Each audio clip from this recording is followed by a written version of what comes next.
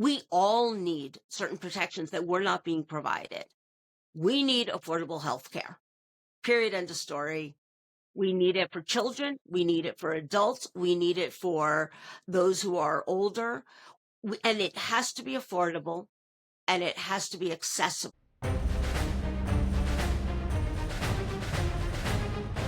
Today on the Indelible Signature Series, we've got Dierdre Kamber Todd. She has spent more than 2 decades in the courtroom fighting for workers, families, and organizations in Pennsylvania and New York. She's evaluated ransom notes as a forensic expert, and now she's knocking on doors in Slatington and Walnutport, asking for your vote for Pennsylvania's 183rd House District.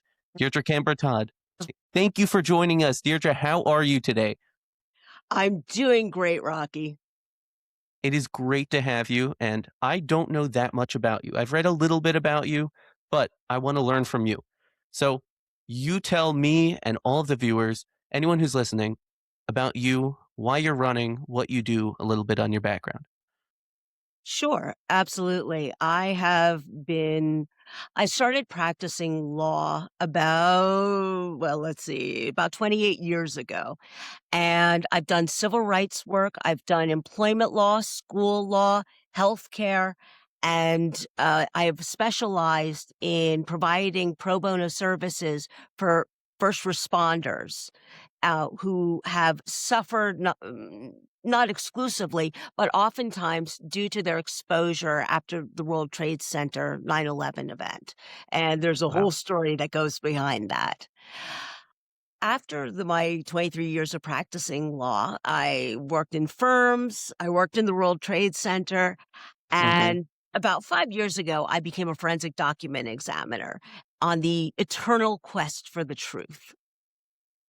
Now that is a resume to be proud of. That's really amazing.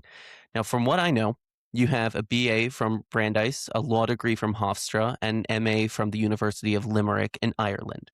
You started your career in Manhattan, taking on Fortune 500 companies in discrimination cases, which isn't exactly what I might call a Slatington origin story. So how did you end up here in the Lehigh Valley, and what made you stay? How did you decide the Lehigh Valley was for you? Thanks for asking that. I grew up in central Pennsylvania. My early childhood was spent in Selinsgrove, Pennsylvania, a very small coal mining town. Mm-hmm. And we lived there for approximately 15 years until my father took a job at Muhlenberg College. We were in no way well off. We were not part of any kind of elite. In fact, my very first job I got when I was 12 years old for the college across the Wow. street. Yeah. I went there to offer to lick stamps and envelopes at 50 cents an hour, slightly 50 below cents an hour. 50 cents an Oh hour. my goodness. I'm not sure it was worth it today because they tasted really bad. You never know what chemicals were on there too. Eh, It's the same. pretty yeah, not very tasty. But after that, when I got to high school age, my father got a job at Muhlenberg, and my mother worked in Harrisburg Mhm. as assistant general counsel to the Department of Labor and Industry. I spent a lot of time, my school days off, going in with her and really learning the ropes early on. When we moved to Allentown, it was night and day. I went to William Allen High School, one of the most urban schools that I had ever experienced, and I'm like, "Oh my goodness, this is amazing. There's so It many just blew you interesting away. people."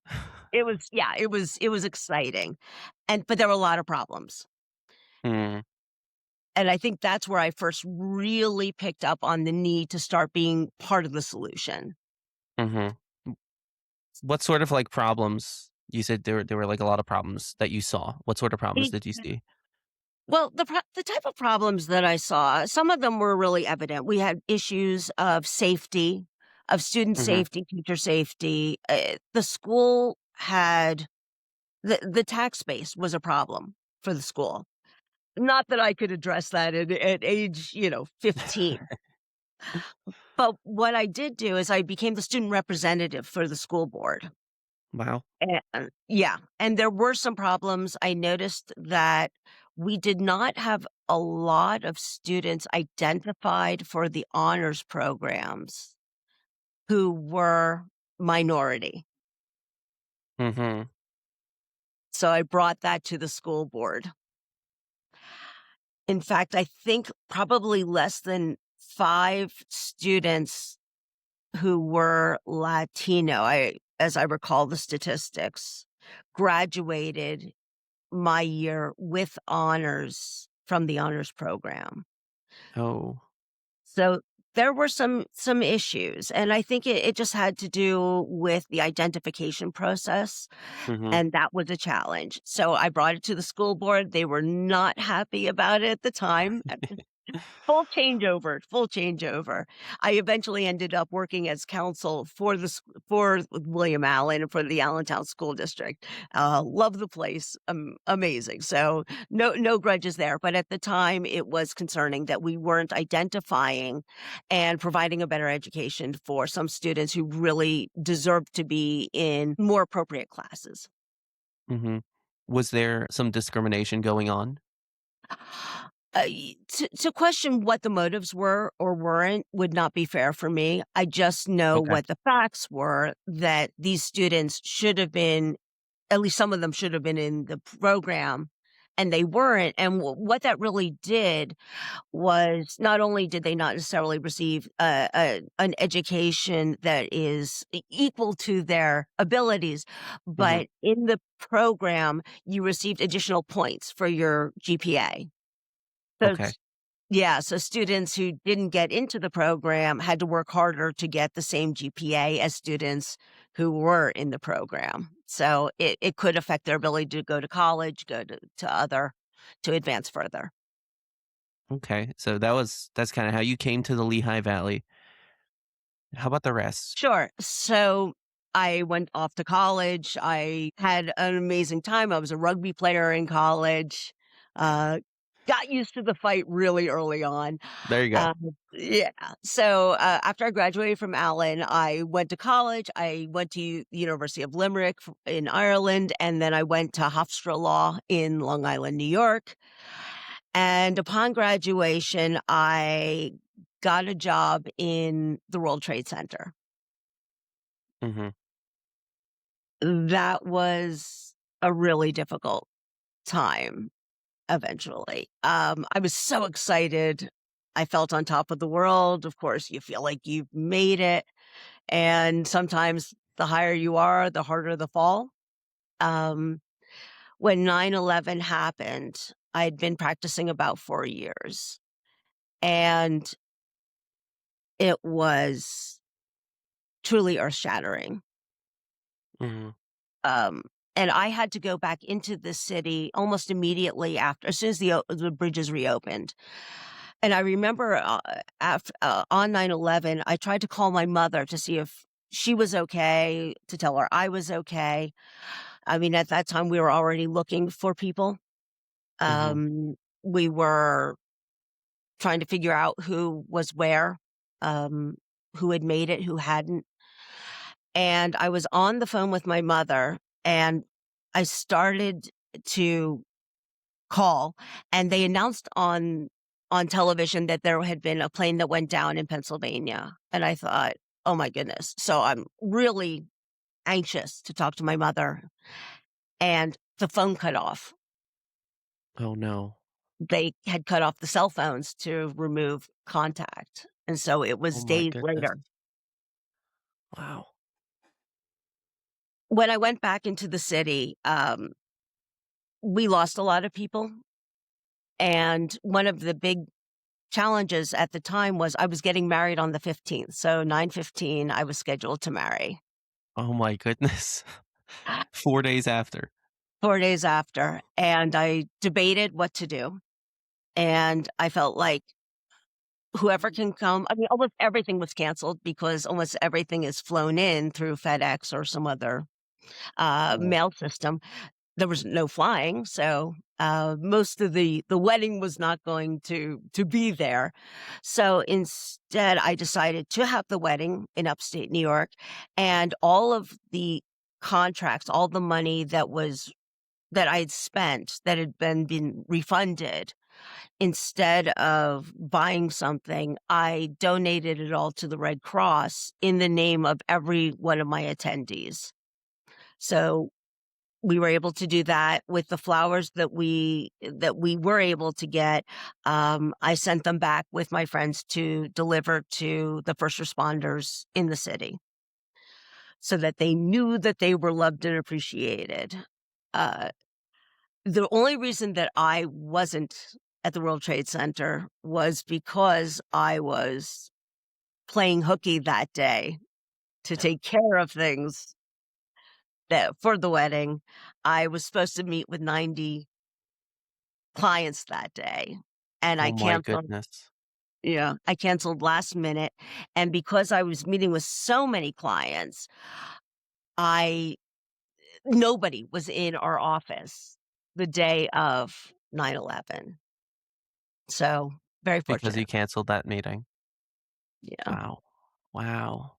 so It sounds like life for you since the beginning has kind of been a fight, and for a long time been a fight for justice as well and making things better. You spent over 20 years fighting for workers in the courtroom, people who were discriminated against, wrongfully treated, whose rights were violated. What, in your opinion, what drew you to that fight? And what did it feel like to be in the room with someone who'd been wronged and needed help, knowing that it was up to you to help? it is, it's a great question. What drew me to the fight, and just to sort of wrap up, when because I think this is just really an important piece of the story.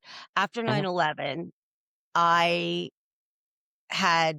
and I worked for several more months in the city, and, it was brutal, and it was grisly to work in the city. Within those next few months, I found that I became pregnant, and I worked and stayed in working in the city until I had my son, and then found out that I was about to become a single mother and had to divorce my husband. So I also decided I had to move home. Oh my That goodness. Yeah.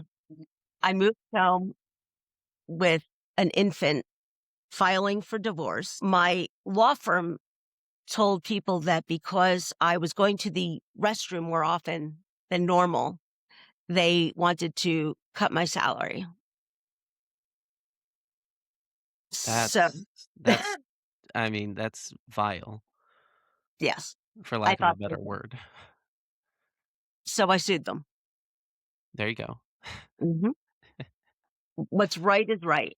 So when I decided to come home to my family in Mhm. Allentown, Pennsylvania, I had no job. I had an infant. I was filing for divorce. I was suing my former law firm, and I could not be a lawyer because I didn't have the 5 years required for, the exchange to be allowed to be an automatic lawyer in Pennsylvania. So I came back with nothing. Mhm. And you had to build from the ground up here in the Lehigh Valley. I remember one day where I was I was thirsty driving home, and I wanted to stop for a Diet Coke at McDonald's. Mhm. I didn't have the money to afford the $1.50 Coca-Cola. I knew that if I got that, my son would not get something else, Wow. and I didn't buy it. So, I really do know what it's like to be there, and I was staying at my parents' home because I didn't have a place to live.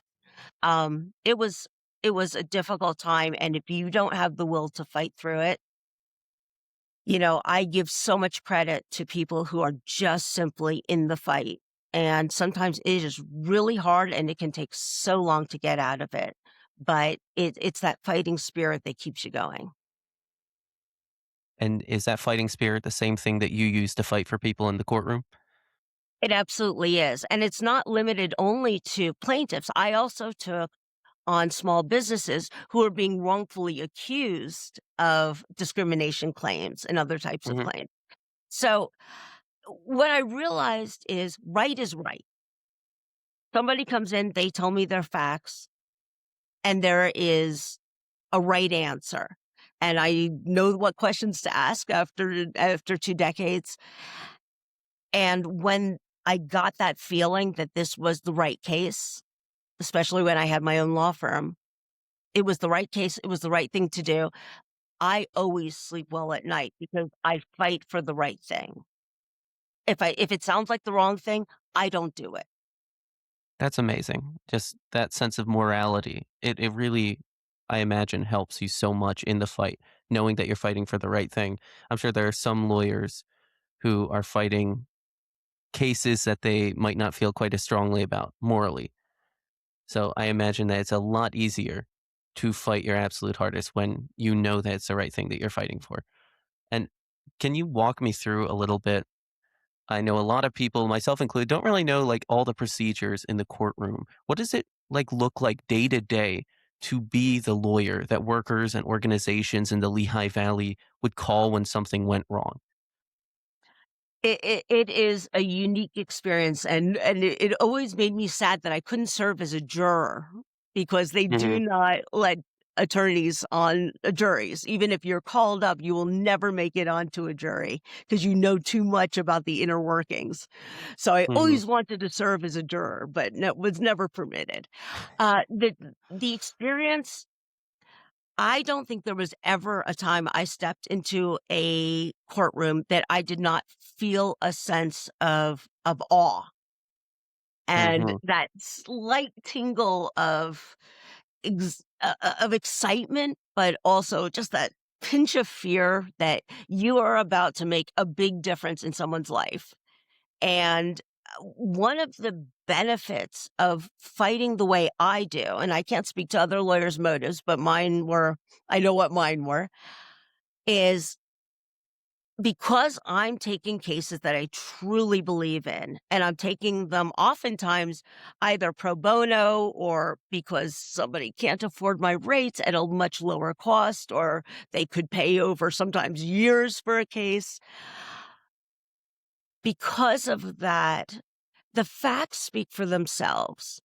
And you go in with a sense of confidence, at least I do, because I know that when my client talks or the witnesses talk, or I explain the documents, or we present some evidence, those facts, that all of that evidence is going to show the judge our perspective.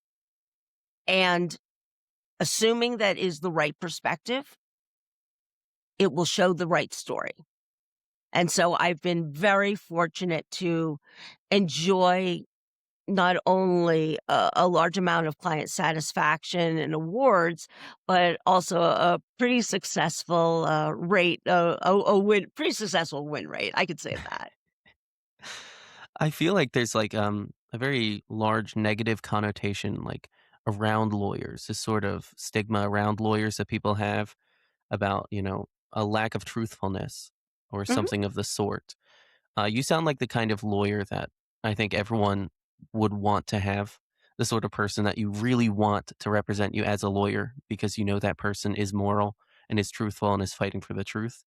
Mhm. What do you say your career as a lawyer has taught you that is going to help you in politics, is going to help you get legislation passed, is going to help you to be that person that people want to look at and know that they're the moral, upright person who's fighting for them? Well, I think you've kind of already said it. If you like, I know that going in to fight for my district, and I know I've only been here 16 years, which is not very long in local terms. My husband is a lifelong Slatington resident, so he's been here. His family's been here generations. So I know 16 years isn't a lot. But you just said it. It's fighting for the right side, and I know within our community there are obvious rights and wrongs. There are things that need to be done, and you can't squeeze blood from a stone when it comes to property taxes. You need to help people with their main streets. We have these wonderful buildings, these wonderful homes. We have these gorgeous gems, that are being neglected, not by the people, but by the very elected officials that could do something to help the community grow stronger, who could protect against AI data centers, who could assist with overinflated utilities and healthcare costs and food price gouging. These things shouldn't be happening. We need to start protecting civil rights. We have to be going along our agenda, not Mhm. somebody else's. And I have seen for way too long that the current administration locally is not saying, what do we need to do for our community? And that's what I'm here to do. I have no other agenda. That is, firstly, a great speech to listen to. It's really something that I think someone who's just like me would love to hear. And I think it's extremely important for people to know that you are for them, fighting Mhm, for them locally, that you don't have this agenda that some other politicians might have, whether it's money or fame or something like that. Just to know that you're there and you're running not because you want the seat, but because you want to help people. I mean, mhm. well, you want the seat, but to help people. I think that's a great thing. I want to touch on something else, which is during the pandemic, you went back to school and you got a postgraduate certification in forensic document examination. You opened a practice named after an Egyptian goddess of writing and wisdom. So, can you walk me through that a little bit? Like, what is a forensic document examiner and what made you decide to become one? Great question, and it's yes, and you've done your research. You're absolutely right. The name of my company is Seshet Forensics, and it is Hmm. based on the Egyptian goddess of wisdom and handwriting. W when the reason that I went back to school at age 50, so I'll be the first to admit, full transparency, I was 50 years old and went back to school, and I will tell Hmm. you it is not an easy thing to do. I could have easily stayed in law. I had my own practice for about 13 years at that point. I was in a good place. So, I had great reviews, great feedback. I really could have stayed where I was, but I didn't want to. And my law firm was also allowed to stay open for a variety of reasons, mostly because I was assisting other companies that had to stay open. So I was allowed to stay open as well. So I wasn't even handicapped by the issues of closure. So why did I go back to school? I went back to school because I had experienced several cases, well, not several, quite a number of cases throughout my career where handwriting analysis became an essential part of solving the mystery of what had happened in a particular case. And my favorite example was working a Lehigh Valley organization. They did not have a great relationship with their union. And I negotiated as the investigator, I negotiated with the union, ended up with a wonderful relationship with them to enable me to assist a woman who was receiving death threats at work, messages on her car, handwriting. She was being threatened, and I wanted to find out who was at the bottom of it, and I had no other agenda besides that. And the union, who came out very defensive at first, realized, because I worked hard with them, that that was my only agenda. And I think as we get closer, you will see that my agenda won't change. You'll have Captain flipping and flopping. I listen and I learn, but once I know my spot and my opinion, that's my opinion, and I don't flip. However, so moving right along, I had to analyze the handwriting of these death threats, including soap written on cars and other really unusual forms of handwriting. Hmm. I eventually figured out who was writing the notes. And I had to go back to the original applications for employment to track it down, and it turned out it was the employee herself. Oh my goodness. So you went back to school to learn Mhm. about forensic evidence and handwriting and to become an expert in that so you could go back and revisit the case? Not that Mhm. particular case, Okay. but I have developed incredible tools, and it's that curiosity to go into those details because I've written regulations for the state. I had worked as an intern, but I had written regulations on a variety of topics for the Department of Health in Harrisburg.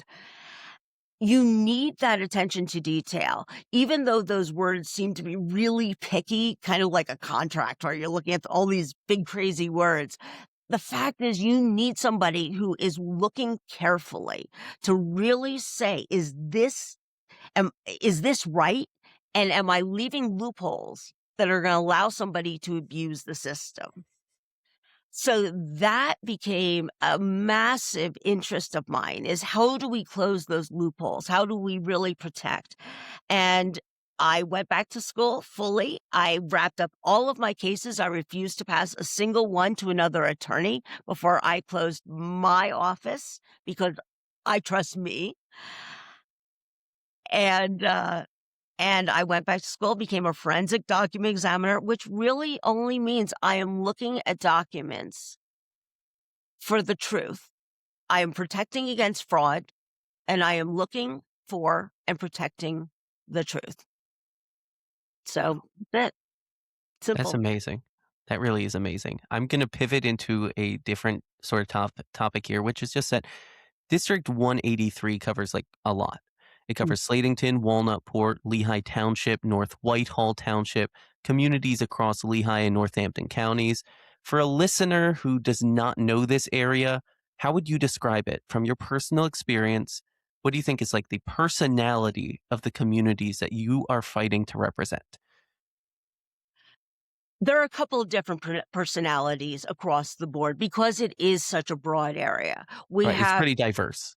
it is in some ways and it's not in others. We Okay. have a number of suburban areas like North Whitehall, Schnecksville, Orfield, fairly standard communities, but those communities are faced with some of the same challenges as the other areas. The next area we have, the next area type, let me say, is Mhm, sort of small town USA. This is Northampton, Walnutport, Slatington, other small towns with these wonderful little main streets that are these communities within. So oftentimes more surrounded by rural land, but a town in and of itself. And then we have a huge amount of rural land, mhm, and we have to protect the farms. We have to protect the green spaces. We mhm. have to protect against big business coming in and AI data centers. We need being Pennsylvania with one of the greatest farmland percentages throughout the country, we need to protect this incredibly valuable and beautiful land that we have. So that would really be sort of what I described as the three segments of District 183. You described some of the ways that you plan on fighting for them. How do you feel if you could give a few different examples other than the ones you've given that you are going to fight for these different interests in District 183 if you're elected? Well, it's easy because in a sense that because the issues in my platform, they they don't they don't fight against each other. We all need certain protections that we're not being provided. We need affordable health care. Period. End of story. We need it for children. We need it for adults. We need it for those who are older. And it has to be affordable and it has to be accessible. And these are significant problems, both of aspects of these for healthcare. And there are some definitive ways that we can really address those problems, or at least start to address the problems, because there are so many challenges with healthcare that this is just a jumping off point. But there are How ways would to we do do it. that? How would we start to address those? Well, two of the ways that I see right off the bat are Telehealth visits, quote Hmm. unquote, cannot be priced at the same rate as an in-person visit. It's wrong. It is expensive. And oftentimes it is mandated by health insurance companies. So you are not only being required to have this meeting, but then you are being gouged for the meeting itself. When I charge as a lawyer or as a forensic document examiner, I charge by every 6-minute increment. I don't sit there and say, I spent 3 minutes on your case, therefore it's an hour. Just doesn't work that way. So that's one of the ways that it absolutely has to change. If we want people to be utilizing telehealth, it should be at a fair price, and it's not.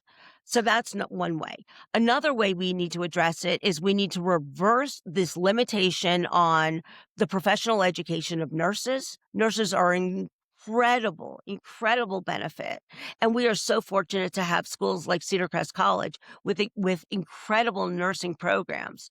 But nurses need to be educated as professionals, put back on the list, and they need to be utilized and empowered to provide medical services, maybe with additional training, but medical services that are higher than what is currently allowed so that we have more medical people in the field to assist people. It's not okay to have removed them so they cannot get a professional education loan, and thereby diminishing our availability of nursing care. So that's another way. And finally, legislation is needed on a state level to combat the rulings in the courts in Pennsylvania that health insurance companies cannot be held liable for medical malpractice when they deny coverage. That's been the holding for a very long time, and it needs to be changed. And the way to change it is to pass legislation that renders an insurance company who refuses to pay for appropriate care, they should be responsible for committing malpractice. I think it's critical. So those are just a few ways that we start chipping away at health insurance and health care to make it more affordable. And then finally, we need transportation. And there are grants available. There are too many people who cannot get to their benefits. For example, I met a fellow who was a Vietnam War vet. He has to Uber to get to the VA at $50 a pop. Wow. No public transportation. And that's unaffordable. That's very unaffordable. $50 It, a pop, you said. yeah. And so you are a veteran. We should be thanking you. We should be taxiing you to wherever you need to go. We should be loving on you and saying, here, what do you need? I can't understand why this guy needs to be so hindered just to get his VA benefits. We can at least get him there through public transportation. To the veteran, you fought for us. Now it's our turn to fight for you. Absolutely. So I will say, you've spoken publicly this week about the Pennsylvania Human Relations Commission, the PHRC, being in real trouble. Its executive director resigned, commissioners have departed. For someone like me or anyone listening who might not know a lot about PHRC, why should they care about this? What is PHRC? The Pennsylvania Human Relations Commission is a necessity for anyone who's filing a discrimination claim. Just to back up, about a year or two ago, the EEOC, which is the federal version, it's a governmental agency where if you have a discrimination claim, age, race, gender, disability, the sort of laundry list that we think of, you must file with a government agency before you can go to court. And you must not only file, you must have your piece of paper saying that case was closed. And so now I have 90 days to file in court. It's a standard procedure, but it is absolutely 100% required by the laws. Can't get into court without it. About, I'm gonna say 2 years, but that one, don't hold me to it. It was a bit ago, uh, when President Trump was elected and came on, he was the EEOC was obviously, an interest of his because DEI and sort of the massacre of DEI was as well. Okay. So when he was elected, the EEOC, which is this essential government agency, it lost 2 long-term members of its board. Not sure how. And then he got rid of the executive director and brought in one of his own who did not prioritize according to what this agency is supposed to do. And I commented on that at the time it occurred. Well, what that did by removing those people is it took away the quorum required for action by the EEOC on this federal level. But at least we had the PHRC. So even if you didn't file with the EEOC, you could file with the PHRC, right? You have your choice, one or the other. Right. In Pennsylvania, yeah, we had the PHRC. Well, kind of up until April of this year.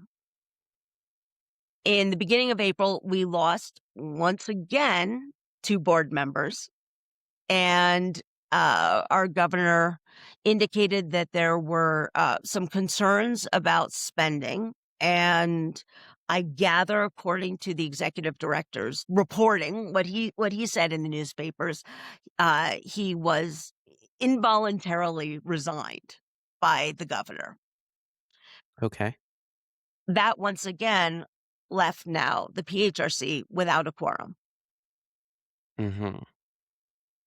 Nobody has been identified, to my knowledge, to replace any of these positions. So we didn't have the EEOC, but at least we had the PHRC, and this was an essential piece of filing a complaint. Now we don't have the PHRC. So where does somebody go to file an age discrimination complaint? And they can't get into court without one. So that's So why they have no choice. There's nothing they can do. no, no. Wow. So that's why we need to care. That's a great answer, and something I personally was not really aware of how all that worked. Uh, some of the issues that you've brought up today, like affordable housing, healthcare access, bodily autonomy, privacy rights, those are some of your campaign's core issues. What do you say to those people in the district that you're running for who have voted for the representative that you currently have, who's won the seat 5 times? Mhm. And he has, and there's nothing to take away from that. When I went out, even in my petitioning, and I continued to talk to people, listen to people, and hear what their complaints are, and time and time again, I'm hearing very similar things. I'm hearing about housing. I'm hearing about utilities. I'm hearing about the AI data centers. I'm hearing about our civil rights. I'm hearing about there are actually storm drain issues and the price hikes that are happening with food. All of these issues are big concerns in our community. We are not some rich community that doesn't have to worry. So, what I would say to anybody who has voted for Representative Mako is, what has he done for you? He's had nearly 10 years to prove himself to you because you are supposed to be his agenda, right? Working for you, District 183. I'm aware of a shredding event that he holds annually. I know he voted against raising minimum wage. I know that he was part of a bill on whether or not mousetraps should have glue in them. Now, if you have mousetraps as a high priority in your world, great. That's not a high priority for the people I've spoken to. Right, for sure. So, y- y- in my opinion, if you feel that he has shown up for you, if he has voted along the lines that you care about on the issues that are important to you, and you feel he's really representing you and your interests and has made your life better in 10 years, I mean, he's had plenty of time, then absolutely you are doing the right thing. And I would never take that away from someone. But if you don't feel any of those things are happening, then it's time for a change. And you are that change. And I am that change. Is there a policy area or a position that you think you would kind of break with the Democratic Party on? Anything in particular, or do you kind of follow party lines on most issues? That's wonderful. Um, I think this is one of the challenges that we face as a party, and I'd say it's for both parties. You know, it's for both Republicans and Democrats, and I'm not excluding the independents as well. I think we all fall into stereotypes as to what constitutes a Democrat or a Republican. We are sort of tagged with certain ideas about who we are. So to say that we break with the Democrats or break from the Republicans on a particular issue, I don't think we're even at that point. I think that we've really reached a point where we have our Democrats and we have our crazy Democrats, maybe. So I'll add a subgroup over there who are, in a different time zone. We have our moderate Democrats like me, which is exactly what I am. I'm very moderate. And I believe we have to work with Republicans who are also moderate to get things done because that's the key. And then we have the people who vote religiously according to Trump. And I really think that that's what we're facing now. And those people, those are our groups. So really into my thinking, that's the division that we look at. So do I have interests that may be different from some Democrats? I probably take a different stance on guns and gun ownership, predicating that I believe genuinely in responsible gun ownership. I own a SIG. I like Mhm. shooting. I put my target shooting up on my Facebook page. I'm not shy about that.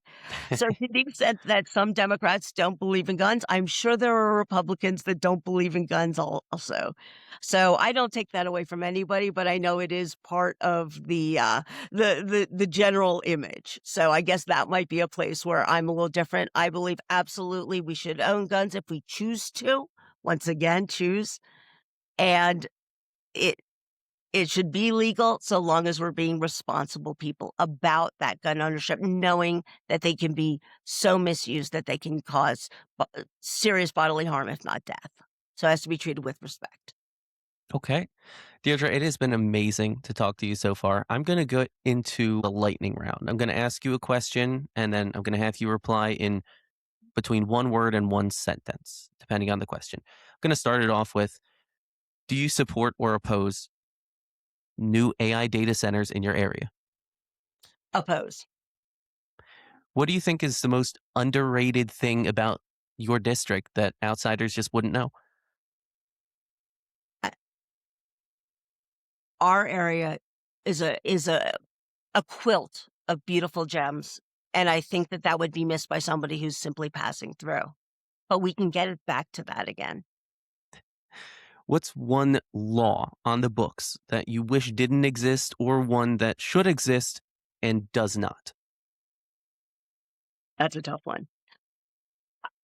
I would say that the SAVE Act should never exist. Okay.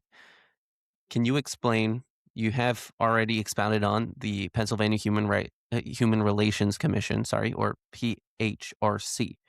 Can you, in like a sentence, explain it as if I were like, a 5-year-old?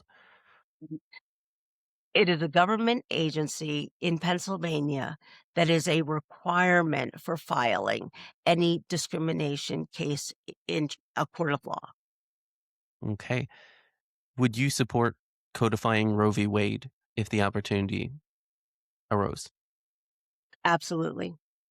Okay, what is a book, podcast, or film that you think everyone who might be a politician, elected official, or just anyone in general should watch or read? My favorite movie is called Defending Your Life with Albert Brooks and Meryl Streep. It is about facing your fears and whether you move on in the universe because you have conquered your fears, or have you allowed yourself to be so sullied by the world that you need to return to Earth and face your fears again. That sounds amazing. I'm gonna have to look into that. Okay, what is one word that you would use to describe why you are running for office right now? Justice. This show, as I said at the beginning, is called the Indelible Signature Series because we believe every person leaves a mark, their own personal signature. What is your signature? Deirdre Kamber Todd, what is her signature that you would like to leave for everyone to see? The thing that you want when people think about you to be the first thing that comes to their mind. When people think about me, I want them to think she did right. Deirdre, it has been a serious pleasure to speak with you. Get to hear about not only your story, policy positions, but just get to talk to you, just one person to another. And thank you so much for being here. It has been an absolute pleasure, as I said. Thank you so much. Thank you, Rocky. Thank you so much for having me. It's been a true and genuine pleasure on my end as well.